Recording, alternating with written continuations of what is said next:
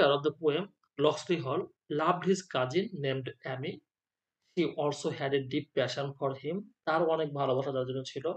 But her parents did not allow her to marry him. She yielded to her parents' wish. তার বাবা-মায়ের কাছে হেরে যায় and married an unrefined man, একজন অভদ্র লোককে বিয়ে করে, উচ্চ মর্যাদার। She could not ignore their wish and married whom she loved.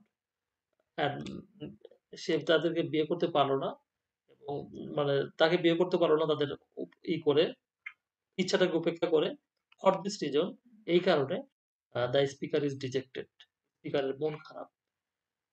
তিনি মূলত কি করেছেন, হি ডিনাউন্সড সোশ্যাল স্নবারি, এই যে বড়লোকি মানুষগুলো যে বড়লোকি দেখায় যে আমি খুব অমুক তমুক, এইগুলোকে সে নিন্দা করেছে।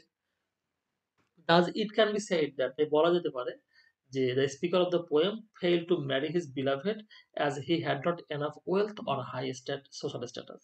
যেহেতু তার সামাজিক মর্যাদা এবং প্রচুর সম্পদ ছিল না, তাই সে মেয়েটিকে বিয়ে করতে পারে নাই। এটুকুই আমাদের প্রচুর আছে, এটা তেমন বেশি কিছু দরকার নেই।